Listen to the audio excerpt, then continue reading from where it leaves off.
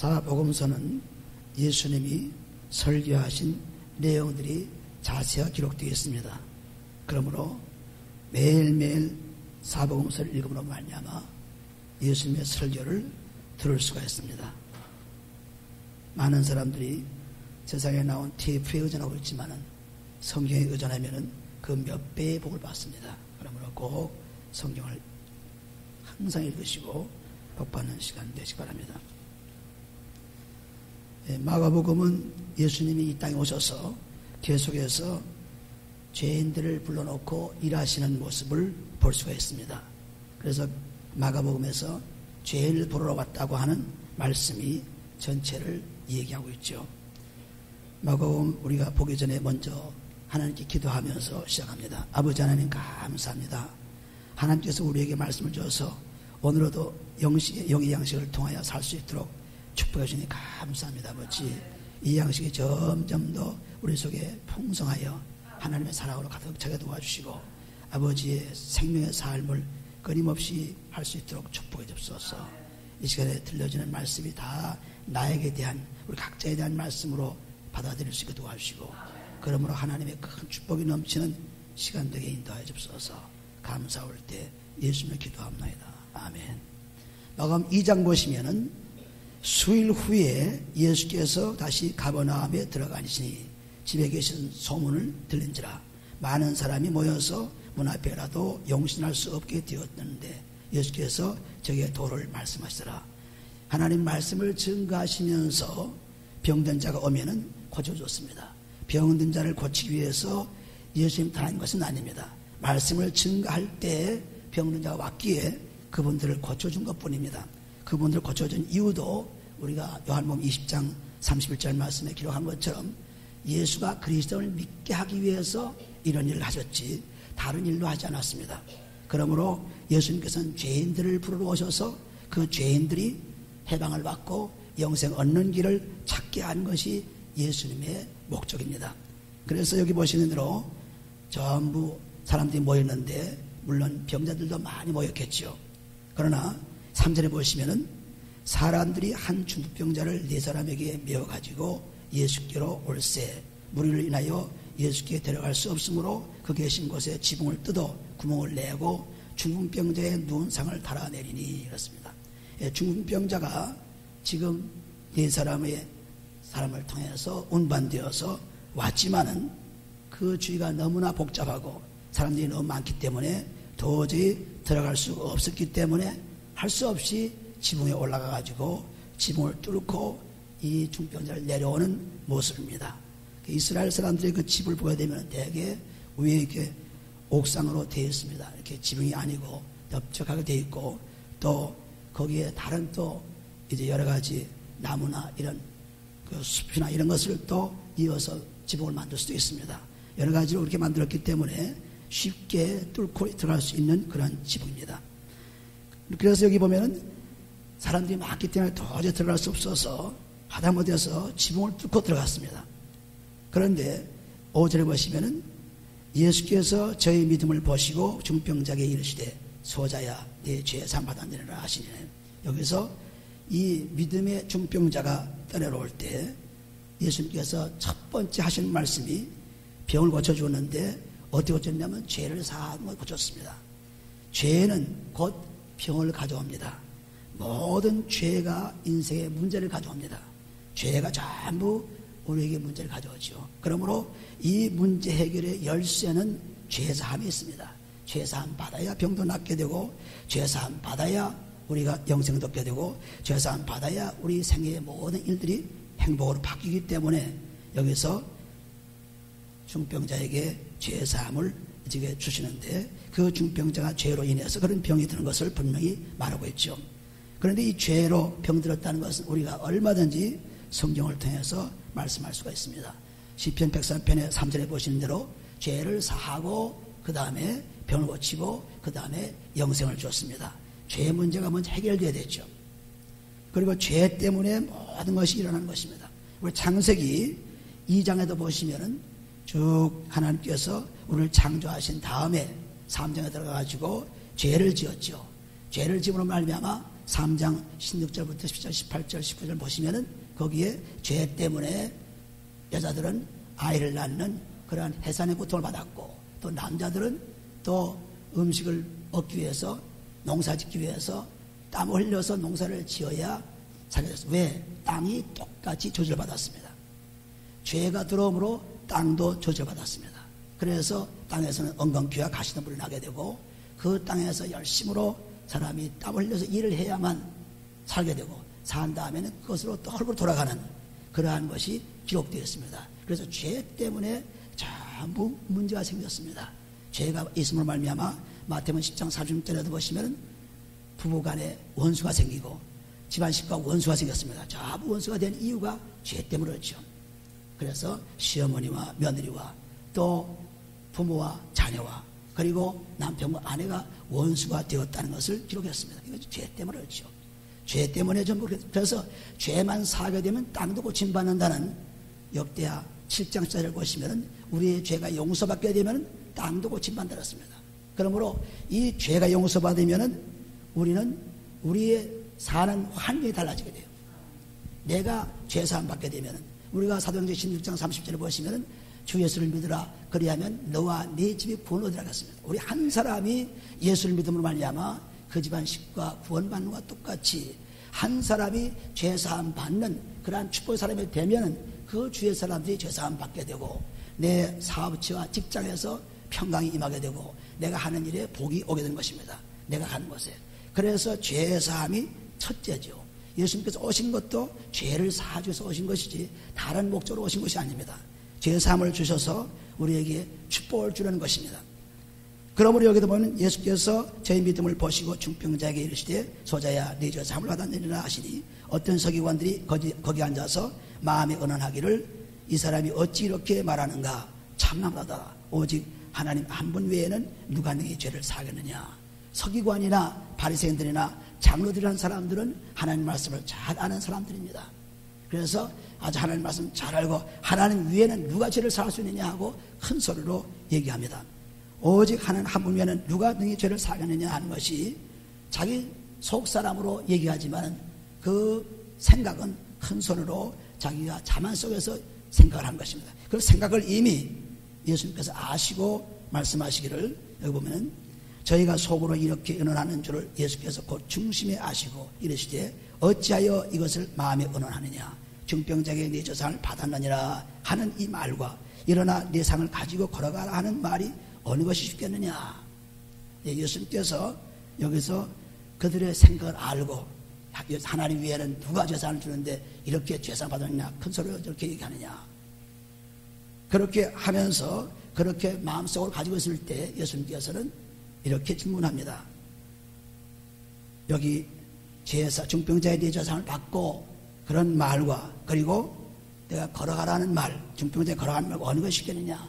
즉 하나님의 생각과 우리 생각은 다릅니다. 이사야서 55장 8절에 보시면은 우리 하나님의 생각은 우리 네 것과 다르며 또 하나님의 길은 네 길과 다르며 하늘이 높은 같이 땅도 낮게 되고 땅에 있는 것들이 전부 하늘과는 비교가 안 되죠. 그래서 하늘이 높은 같이 내 생각도 높고 하늘이 높은 같이 내 길도 높다 했습니다. 그래서 사람의 생각으로는 도저히 이 예수라는 사람이 어떻게 죄를 용서할 수 있느냐 생각합니다. 사람의 생각으로는 또 어떻게 상을 걸어가라 할 수 있느냐, 상을 걸어가라 할 수 있느냐. 그러나 하나님은 사람의 생각하는 쉬운 일이 어려운 일도 다 해결할 수 있는 것입니다. 어려운 일은 쉽게 해결할 수 있죠. 여기 보시는 대로 여기의 말씀은 그런 말씀입니다. 하나님의 생각과 너의 생각다. 땅에 있는 사람들이 어떻게 하나님을 알 수 있겠느냐. 땅에 있는 사람들이 아무리 너희가 의논하고 하나님 말씀 안다고 어떻게 너가 판단할 수 있느냐. 그러나 하나님은 나에게는 어려운 것이 없다. 나에게는 다 할 수 있다. 나에게는 쉬운 것도 어려운 것도 상관이 없다는 것을 말씀하고 있죠. 여기 보면은 그렇게 내 상을 가지고 걸어가라 하는 말이 어느 것이 쉽겠느냐 하시고 말씀하시고, 그러나 인자가 땅에서 죄를 사는 권세가 있는 줄을 너희를 알게 하라 하시고, 그래서 죄를 사해 줌으로 말미암아 병이 낫게 되는 것은 병이 죄로 왔기 때문에 그렇습니다. 그러므로 온전히 죄사함을 받는 길을 분명히 증거했죠. 예수님이 죄사할 수 있는 증거를 했죠. 왜? 죄로 인해서 온 병이 예수님을 통해서 낫게 되니까 분명하게 죄사함을 줄 수 있는 그분이라는 것을 증명하는 것입니다. 그러므로 이 모든 죄가 우리를 방해하고 우리를 괴롭힌 것입니다. 죄만 해결되면 우리는 가장 평화로운 사람 되죠. 그러므로 우리가 계속 죄를 자꾸 회개하라 하는 이유가 죄 회개하면 우리는 모든 것을 이루는 사람들이 됩니다. 그런데 죄는 회개치 않고 자꾸 이론으로 자꾸 얘기하는데 사람의 생각으로 얘기하는데 사람의 생각은 망하는 길에 서는 것입니다. 얼마나 알아야 우리가 압니까? 아무리 많이 알아도 알 수가 없죠. 그런데 하나님의 생각은 우리 생각 다르므로 하나님의 길은 우리가 다르므로 하나님만 따라가서 믿음을 가지고 있으면 되는 것입니다. 이 사람들은 믿음이 없기 때문에 요한복음 5장 38절에 보시면 믿음이 없어 하나님 말씀이 없다 그랬어요. 그러니까 믿음이 없이 생각하기 때문에 이 사람들이 구원을 받을 수가 없죠. 믿고 그대로 의지하면 될 텐데 우리는 자꾸 의로를 가지고 따지게 됩니다. 그래서 서기관 바리새인들이 예수님의 그런 핀잔을 받는 이유도 거기에 있습니다. 11절에 보시면 내가 네게 이르노니 일어나 네 상을 가지고 집으로 가라 하시니 그가 일어나 곧 상을 가지고 온 사람 앞에서 나가거늘 저희가 다 놀라 영광을 하나님께 돌리며 가로되 우리가 이런 일을 도무지 보지 못했다 하더랬습니다. 이런 일이 저들에게는 처음 보는 일이었습니다. 그러나 하나님은 얼마든지 일을 할 수 있는 분이죠. 그러므로 우리는 죄사함 받기를 위해서 계속 그리스도의 피로써 우리 죄를 사함 받게 되면은 여기서 보는 엄청난 기적 결과도 만날 수 있겠고 그보다 더한 영생의 생명이 살아있는 것을 알 수가 있습니다. 13절에 보세요. 예수께서 다시 바닷가에 나가시매 무리가 다 나왔거늘 예수께서 저희를 가르치시더라. 또 지나가시다가 알페오의 아들 레위가 세관에 앉아있는 것을 보시고 저에게 이르시되 나를 쫓으라 하시니 일어나 쫓으니라. 그의 집에 앉아 잡수실 때에 많은 세리와 죄인들이 예수와 그 제자들과 함께 앉았으니 이는 저희가 많이 있어서 예수를 쫓음이라.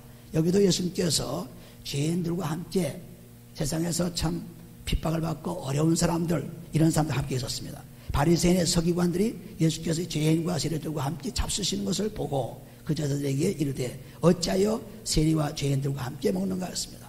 이 바리새인과 서기관들은 자기들이 어렵다 생각하기 때문에 웬만한 사람과는 상대도 하지 않습니다. 그러니까 사마리아 사람들을 아주 개취한 이유가 바로 여기에 있죠. 그래서 이 사람들은 하나님을 잘 섬긴다고 생각하지만은 사람들을 무시하게 되면 결국 하나님을 무시한다는 잠언서 17장 5절 말씀이 그대로 걸리죠. 그래서 하나님을 무시하지 않는다 하는 것은 사람 몸을 알 수 있어요. 사람을 무시하게 되면 벌써 하나님 무시합니다. 하나님 말씀 무시하게 되면 큰 흑암의 권세에 걸리죠. 시편 107편 10절 11절 말씀에도 하나님 말씀 무시하게 되면 완전히 그것은 흑암의 세력에 잡혀서 그 앞길이 점점 캄캄해지는 것입니다. 그러므로 여기 예수님께서는 그 오신 분이 죄인을 부르러 오셨다고 17절에 말씀하고 있죠. 여기 예수께서 들으시고 저에게 이르시되 건강한 자에게는 의원이 쓸데없고 병든 자에게나 쓸데있느라 했습니다. 건강한 사람이 병원에 갈 필요 없고 건강한 사람이 의사를 만날 필요 없죠. 마찬가지로 죄인이 아는 사람이 예수를 만날 필요가 없습니다. 죄인이기 때문에 예수와 함께 있습니다. 문제가 있기 때문에 내가 의인을 부르러 온 것이 아니요 죄인을 부르러 만들어 왔습니다. 분명히 예수님께서 이 땅에 왜 오셨는가를 말씀합니다. 죄인을 부르러 왔습니다. 그래서 죄인을 멸하러 왔다고 요한일서 3장 8절에 기록하고 있죠. 예수님 오신 목적은 죄를 멸하러 오셨더라. 죄를 멸하러. 그러니까 그 목적에 따라 사는 것이 하나님 뜻대로 사는 길이죠. 죄는 사함받지 못하고 아무리 말씀을 많이 공부를 하고 아무리 예배에 열심히 나오고 아무리 찬송을 드리고 아무리 자선사업을 많이 해도 구원은 없습니다. 죄사함 받아야 구원이 있죠. 그러니까 죄사함 받는 게 첫째요. 죄사함 받아야 그 다음에 자손도 나오게 사람도 나오게 되지. 죄사함 받지 않으면 전부 자기 욕심에서 자기 의를 드러내려고 하는 것입니다. 자기 의를 드러내려고 하는 거죠. 이 바리새인 서기관들은 죄사함 받지 못해서 전부 외식하는 사람들처럼 살고 있습니다. 그래서 자기 의만 드러내죠. 내가 제일 의롭다. 내가 제일 잘난 사람이다. 내가 제일 똑똑한 사람이다. 나를 위에는 다른 사람이 없다 하는 것으로 얘기하는 사람들입니다. 그래서 예수님께서 분명하게 내가 온 이유는 죄인을 부르러 왔다. 죄인을 부르러. 그래서 누가복음에 가보면 5장 31절에 죄인을 불러서 회개시키러 왔다고 말씀합니다.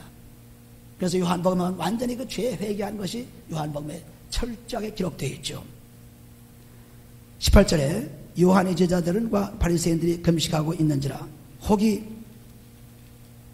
예수께 와서 말하되 요한의 제자들과 바리새인의 제자들은 금식하는데 어찌하여 당신의 제자들은 금식하지 아니하나이까. 이 바리새인들은 철저하게 금욕주의자들입니다.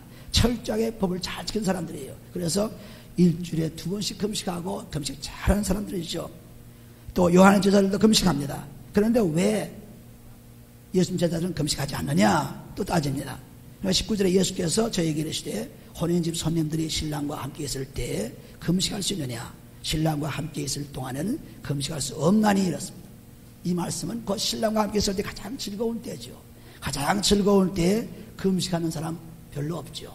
자기의 문제와 고통이 오고 어떤 문제가 와야 금식이 되고 금식의 축복받을 수 있습니다. 그래서 문제가 왔을 때 그 문제가 언제 오느냐 20절에 보시면 그러나 신랑을 빼앗길 날이 이르리니 그날에는 금식할 것이라고 했습니다.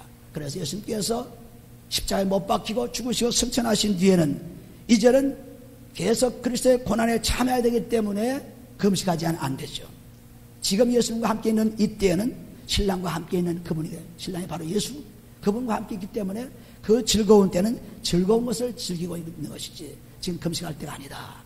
그러므로 금식할 때가 곧 온다고 말씀했습니다. 그래서 자기가 십자가에 못 박혀 죽으시고 사실 것을 분명히 또 이것을 예언하고 있죠. 생배 조각을 낡은 옷에 붙이는 자가 없나니 만일 그렇게 하면 기운이 새 것이 낡은 것을 당기어 헤어짐이 되어하게 되느니라. 우리가 낡은 옷에다가 생천을 갖다 붙이면은 그 바지나 그 옷은 찢어지고 말죠. 그러므로 우리가 먼저 우리의 마음을 비워야 옛날의 생각, 옛날의 것들을 옛 사람을 비워야 새 사람의 먹을 것을 먹을 수 있습니다. 그래서 세례 받는 이유도 그리스도로 십자가에 못 박혀 죽으신 그 세례 속에서, 즉 죄사함 받는 속에서 하나님의 말씀이 들어오게 되어 있습니다. 여기도 그렇게 말씀하신 것입니다. 그래서 마태복음 우리가 9장 17절에도 똑같은 말씀이 기록되어 있죠. 새 포도주는 새 부대에 담아야 한다. 새 포도주는. 그래서 새 포도주를 낡은 가죽의 부대에 넣는 자가 없나니 만약 그렇게 하면 새 포도주가 부대를 떠뜨려 포도주와 부대를 버리게 되리라. 오직 새 포도주는 새 부대에 넣는다 하시니. 그래서 새 포도주는 포멘테이션이 바로 일어나기 때문에 낡은 부대에 담게 되면 낡은 부대가 터져나갑니다. 그러므로 우리가 말씀을 들을 때에도 우리의 마음을 비지 않고 그대로 듣게 되면은, 우리의 생각을 그대로 가지고 듣게 되면은 이 말씀은 아주 잡탕이 되어서 나를 죽입니다. 그러므로 잠언서 20장 9절에 보시면은 마치 이 잠언을 가진, 하나님 말씀 가진 사람이, 즉 죄를 사지 않고 가진 사람은 꼭 술 취한 사람이 막대기를 든 것 같다. 그래서 마음대로 막 사람을 죽인다. 그래서 많은 설교의 말씀들이 사람을 죽입니다. 왜 설교하는 사람이 죽습니까? 사람들이 얘기하지만 죽습니다. 하나님 말씀을 회개하지 않고 설교하면 죽습니다. 하나님 말씀 회개하지 않고 드리면 죽습니다. 회개해야만 살 수 있죠. 왜? 새 포도주는, 새 술은 새 부대에 담아야 돼요. 새 술, 새 부대. 그래서 마음을 철저하게 비우면서 하나님 말씀을 잡수해야죠.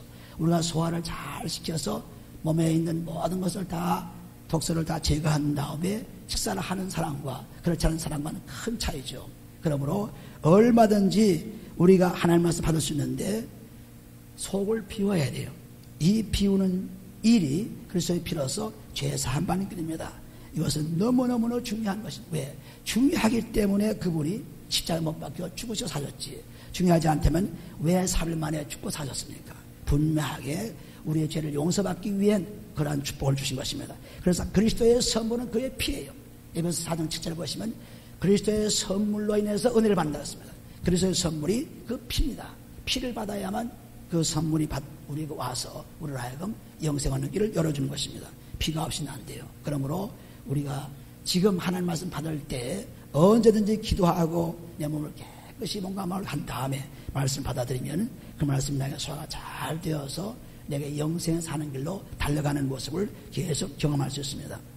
23절 보면 안식일에 예수께서 밀밭 사이로 지나가실 때 그 제자들이 길을 열며 이삭을 자르니 바리새인들이 예수께 말하되 보시오 저희가 어찌하여 안식일에 하지 못할 일을 하나이까. 예수께서 가라사대 다윗이 자기와 및 함께한 자들이 핍절되어 사무엘상 21장 1절부터 6절 말씀을 여기 기록한 것인데 다윗의 자기와 함께한 자들이 핍절되어 시장할 때에 한 일을 잃지 못하느냐.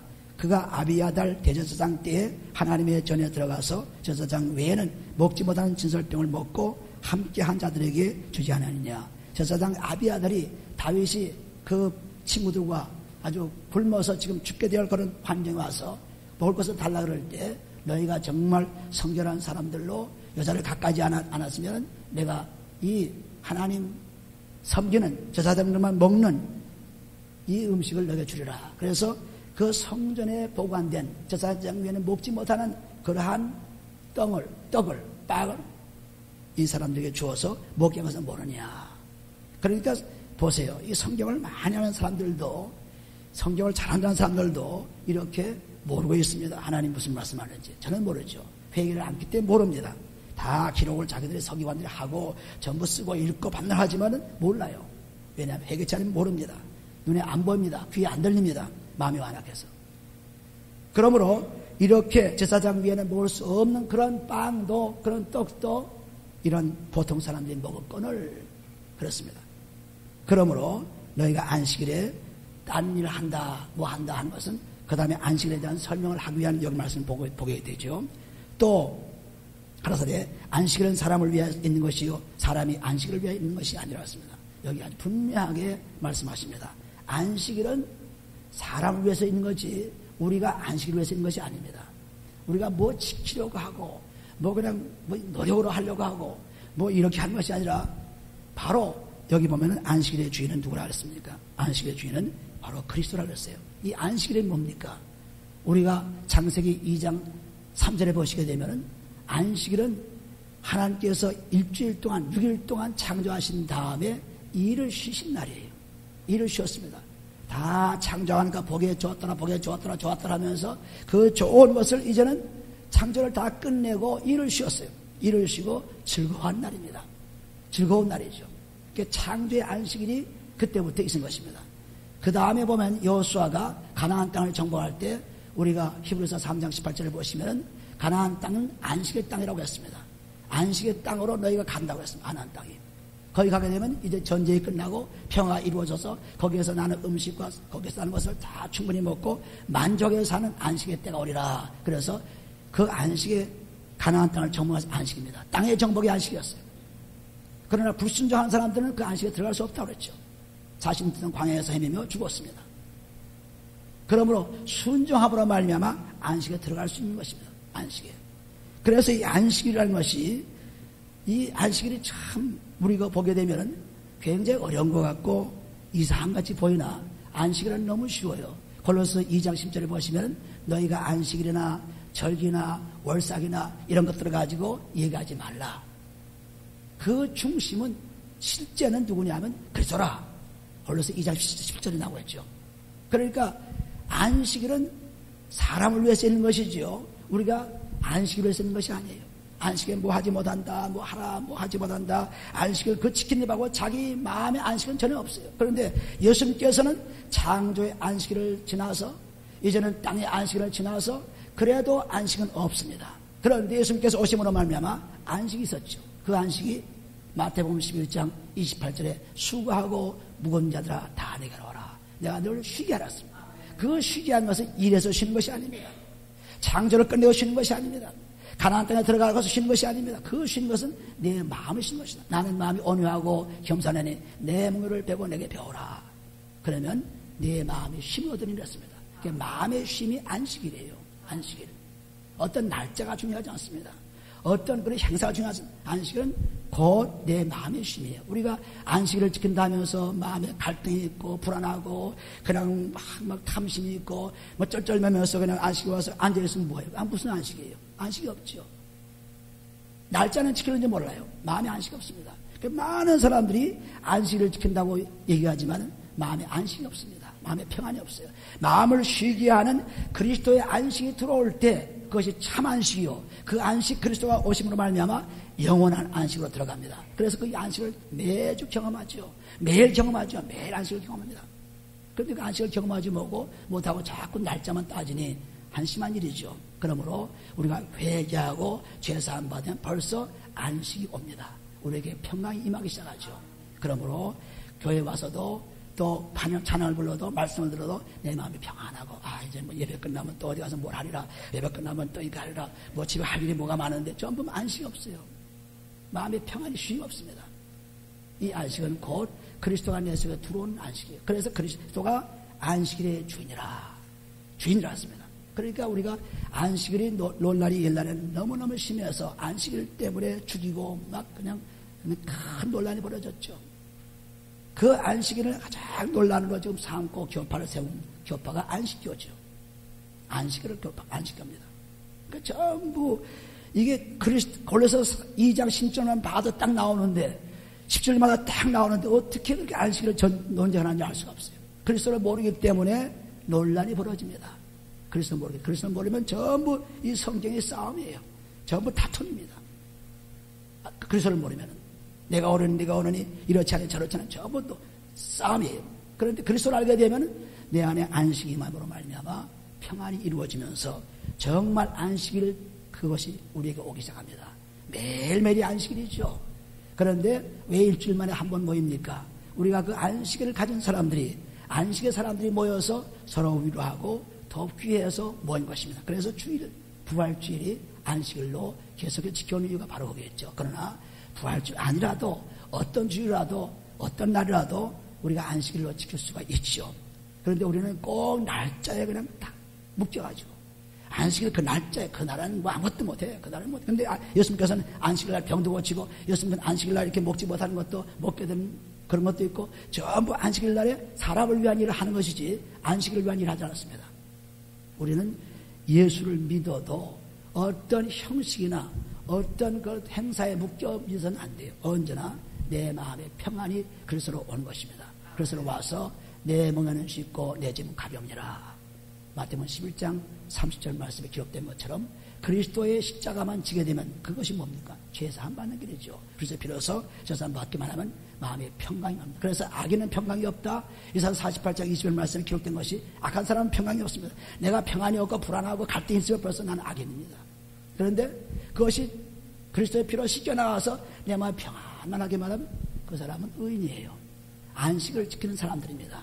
안식의 사람들이에요. 그래서 우리가 이렇게 안식일이 무엇인가를 나는 안식일의 주인이다. 그리스도가 안식일이에요. 그리스도가. 그리고 얼마나 쉬워요. 쉽죠. 너무 쉽습니다. 쉬운데 우리는 자꾸 어렵게 해서 싸움질하는 교회로, 싸움질하는 신학교로, 싸움질하는 성도들로 바뀌어진 이유가 이런 안식이 없기 때문이었습니다. 평안이 오면은 무슨 싸움이 있겠어요. 평안이 없기 때문에 싸움이 있죠. 그러나 우리 여기에 말씀대로 금식은 왜 하느냐, 안식일은 뭐냐, 또는 내가 왜 죄사함을 주고 그렇게 죄사함하고 병을 고쳐주느냐, 전부 예수님께서 하나하나 증거로 보여줬습니다. 확실하게 보여줬죠. 그러므로 우리는 이 하나님 믿으면서 그리스도가 내서 살아계셔서 그리스도 아니고는 절대 하나님 만나볼 수 없기 때문에 그리스도를 통해서만 요한복음 8장 19절 말씀 나를 모르고는 하나님을 모른다고 했습니다. 그러므로 반드시 그리스도를 통해서 하나님께 나가는, 다시 말해서 그리스도의 피로서 죄사함 받고 나가게 되면은 매일매일 새로운 날이요, 매일매일 축복의 날이요. 왜 이렇게 하나님의 축복이 나에게 매일 새롭습니까? 예레미야 애가 2장 23절 21절 말씀에 기록되어 있죠. 매일 하나님의 자비와 긍휼이 새롭습니다. 매일매일 새롭습니다. 아침마다 새롭습니다 하는 이유가 나오죠. 우리가 아침마다 일어날 때마다 어제의 공기가 아니고 어제의 바람이 아니고 어제의 태양이 아니고 새로운 날이 시작된 것을 또 알려줍니다. 그러니까 그 새로운 것을 받아들이려면 그리스도의 새로운 말씀을 받아들일 수가 없어요. 아무리 바꿔서 해도 못 받습니다.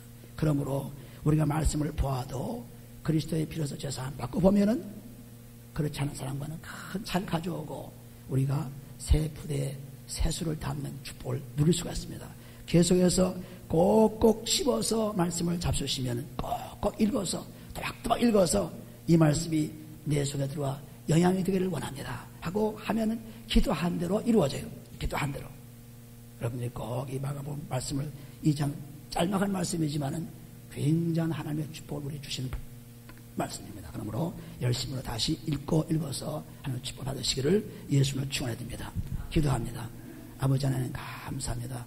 하나님께서 사랑하심으로 오늘도 축복하신 은혜를 감사합니다. 아버지 하나님께서 주시는 이 놀라운 말씀을 계속 받아 잘 소화시켜서 아버지의 기쁨이 넘치고 아버지의 평강이 넘치고 매일매일 안식의 축복을 누리는, 그러므로 영원한 안식에 들어가는 준비를 계속할 수 있게 도와주옵소서. 축복하며 감사할 때 예수님의 기도합니다. 아멘.